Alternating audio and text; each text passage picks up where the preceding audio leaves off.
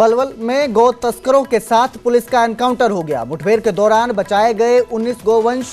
गुप्त सूचना के आधार पर पुलिस ने यह कार्रवाई की है।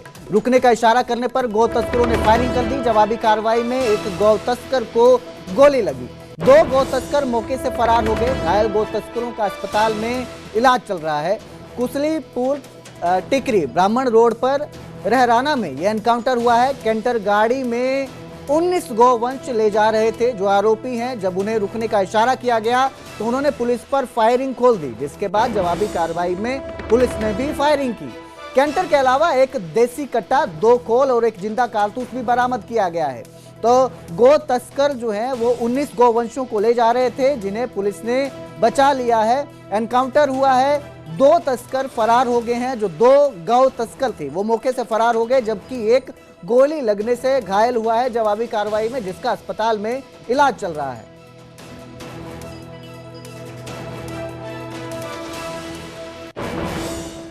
तो उधर यमुनानगर के साढौरा में एनकाउंटर हुआ। असगरपुर गांव में पुलिस और बदमाशों के बीच एनकाउंटर हो गया, जिसमें 2 बदमाशों को पकड़ने गई पुलिस की टीम पर बदमाशों ने फायरिंग कर दी। पुलिस की जवाबी कार्रवाई में बदमाशों की टांग में गोली लगी।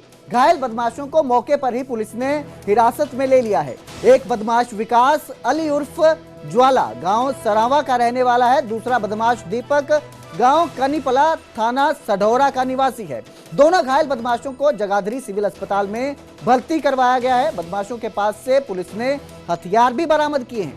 गांव में एनकाउंटर के बाद दहशत का माहौल है। घटना के बाद मौके पर भारी पुलिस बल तैनात किया गया है। एनकाउंटर के बाद पूरे नेटवर्क की जांच में अब पुलिस जुटी हुई है। बदमाशों का जो नेटवर्क है उसे खंगालने में जुटी हुई है।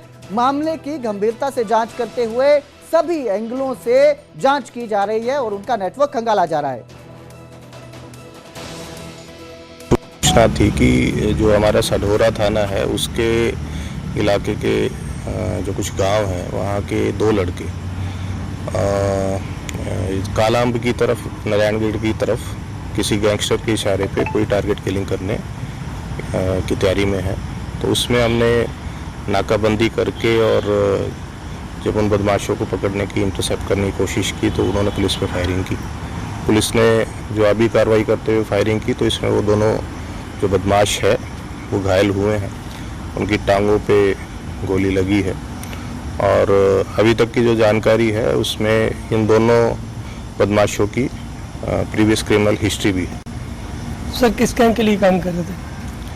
अभी पूछताछ हम कंप्लीट करेंगे। अभी ज़्यादा कुछ बताना इन्फॉर्मेशन। सर को मुलाजिम तो इंजर्ड हुआ? नहीं, मुलाजिम सेफ हैं। पुलिस की टीम हमारी बीपी जैकेट्स के साथ मुस्तैदी से तैनात थी। तो उधर सिरसा के शिव चौक पर 2 गुटों में लड़ाई हो गई। तेजधार हथियारों के साथ दोनों गुट आपस में भिड़ गए। 2 दिन पहले ही इन दोनों ने एक दूसरे को जान से मारने की धमकी दी थी। पुरानी रंजिश की वजह से मारपीट हुई। आज सुबह अकेले देखकर दोबारा हमला कर दिया गया। 15-20 लड़कों ने और महिलाओं ने हमला किया। मौके पर ईंट पत्थर बरसाए गए। आसपास के लोगों ने लड़ाई को शांत करने की कोशिश की तो उनको भी चोटें लगी। मौके पर डायल 112 पुलिस पहुंची और किसी तरह मामले को शांत करवाने की कोशिश में जुटी। सही लगी है इट्टे, सही बढ़िया। वो दे बिट्टू मोड़िया। ये 2 पुलिस को क्या दीवार है? आही वो सही है। आए हाय स्वाद आ गया, स्वाद आ गया। आही सही है, सही है। स्वाद आ गया, स्वाद आ गया, स्वाद आ गया, स्वाद आ गया। तो उधर कैथल के पुंडरी में 30 भेड़ों की मौत हो गई। 30 भेड़ें बीमार हो गई। कचरा और फिरनी का चूरा खाने से उनकी मौत हुई। पुंडरी अनाज मंडी के पास से भेड़ें चराकर पशुपालक लाया था। रात को उनकी तबीयत बिगड़ गई, जिससे 30 भेड़ों की मौत हो गई। भेड़ों के मरने से पशुपालकों को भारी आर्थिक नुकसान हुआ।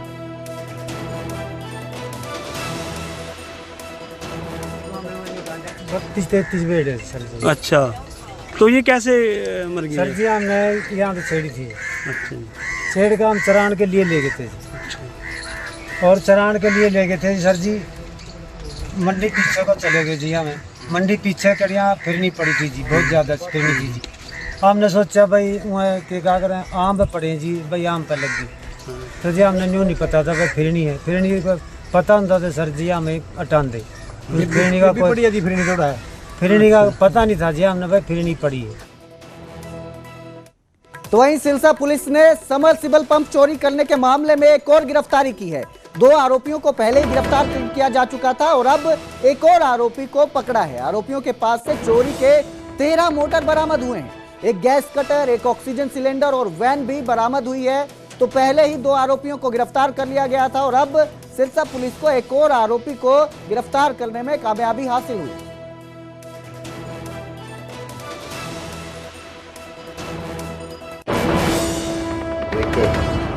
थेफ्ट का केस थाना रानिया में दर्ज किया गया था, जो इस पे आगे कार्रवाई करते हुए कुछ सीसीटीवी फुटेज और बाकी हमारी जो लोकल इंटेलिजेंस है और मुखबिरी के आधार पे जो 18 तारीख को हमने 3 व्यक्तियों को इस केस में गिरफ्तार किया। अब बात करेंगे सोनीपत की, जहां संदिग्ध परिस्थितियों में एक महिला का शव मिला। फंदे से लटकता हुआ महिला का शव मिला। परिजनों ने दहेज के लिए हत्या के आरोप लगाए। 6 महीने पहले साहिल से पूजा की शादी हुई थी। मायके वालों को फोन पर पूजा की मौत की खबर मिली। मृतक के परिजनों ने न्याय की गुहार लगाई है। सोनीपत के अहमदपुर गांव का ये पूरा मामला है। मामले की जांच में पुलिस जुटी हुई है।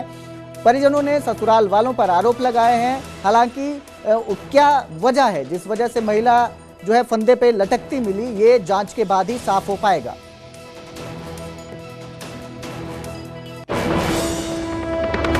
तरह के बाद में कभी पैसे कितने 50,000 कदे कितने मंगाते रहे। शाम को खूब बढ़िया बात हुई मेरी से, कोई कलेश की वही नहीं है। क्या नाम की बेटी बात करने का रिकॉर्ड है। अब फोन करो, अगर आपकी बेटी मर गई, मेरे से कोई बात नहीं बताई, अब किस बात पे मर गई किस बात पे ना मरी। शादी कहाँ करी थी, क्या नाम था, किसके साथ शादी हुई थी? साहिल नाम है। तो उधर हांसी में एक महिला की हत्या कर दी गई। भाटिया कॉलोनी में महिला की पत्थर मारकर हत्या की गई है। घर की छत पर खून से लथपथ महिला का शव मिला। महिला का शव जो है मिला है, जिससे उम्र का अंदाजा लगाया जा रहा है। 40 साल की कविता के रूप में महिला की पहचान हुई है। पति से अलग होकर मां के साथ ये महिला रह रही थी। पुलिस परिजनों से पूछताछ कर रही है। तो महिला की हत्या का यह मामला है। पत्थर मारकर महिला को मौत के घाट उतारा गया है। मेरे को तो कोई पता नहीं है। मैं तो सुती पड़ी थी जी, 7 बजे जाग आई है। मेरे को तो कोई पता नहीं। मैं उठ के नर दूध दाद काटन लगी। एक पड़ोसन आके मैंने बोली है आके, भाई तेरी छोरी ऊपर सुती पड़ी है के बंदर आगे कदे बंदर पड़ ले। जिद मैं तो जगाने के लिए गई थी जी ऊपर जी, देखी तो आगे मरी पड़ी थी जी। मेरे को तो कोई पता नहीं। महेंद्रगढ़ में ससुराल वालों पर दहेज उत्पीड़न के आरोप मामले में डांसर सपना शर्मा ससुराल वालों के साथ थाने पहुंच गई और फिर जमकर हंगामा किया। पुलिस की कार्यप्रणाली को सवाल उठाते हुए हंगामा किया। सपना शर्मा ने इसी साल फरवरी महीने में केस दर्ज करवाया था। पति पर शराब पीकर मारपीट करने का केस दर्ज किया था। जेठ जेठानी और सास पर भी मारपीट के आरोप लगाए थे, जिसके बाद अब सपना शर्मा अपने ससुराल वालों के साथ थाने पहुंची और पुलिस की कार्यप्रणाली पर सवाल उठाते हुए जमकर हंगामा किया।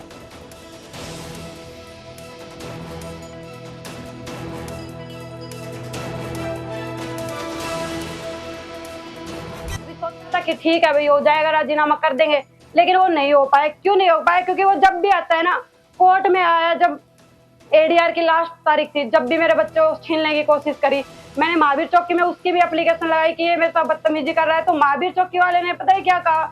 सुनील आईओ थे, जो सुनील शर्मा पता नहीं कुमार थे, वो उन्होंने 1 मिनट में मेरे को ये कहा कि ये सब तो झूठा है, फेक है, ये है वो। सर मेरे पास इतने प्रूफ होते हुए भी आज मेरी कोई सुनाई नहीं है।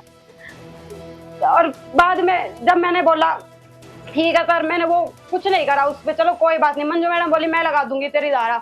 मेरे एफआईआर कॉपी 6 महीने बाद आज 7वें महीने में मेरी एफआईआर कॉपी कट के आती है, जिसमें दोषी सिर्फ मेरे आदमी को ठहराया जाता है, जो कमल शर्मा है उसको ही। ना तो मेरे जो जेठ की मैंने वीडियो दी उसको दोषी ठहराया, ना उनको किसी को भी नहीं लिया।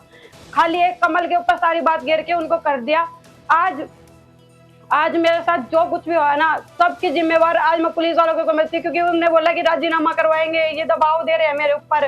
आगे से ये लेके जाना चाहते हैं। राजीनामे के लिए मेरे को बुलाया और बाद में पता लगा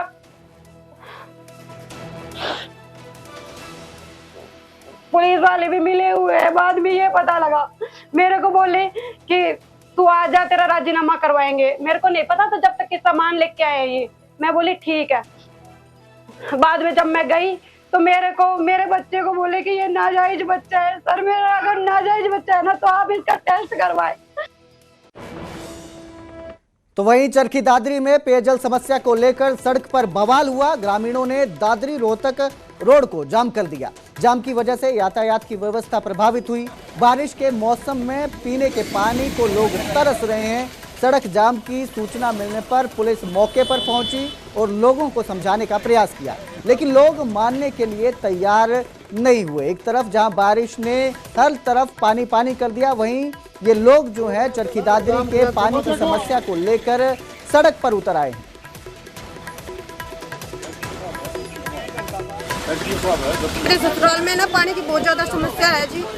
छोटे छोटे बच्चे दूसरे गांव से पानी लेके आते हैं और जो अधिकारी अब इकट्ठे हो रहे हैं वे अपनी अपनी सुविधा के लिए रास्ते के लिए हमें हटा रहे हैं। रास्ते से हमें हटना नहीं चाहते जी।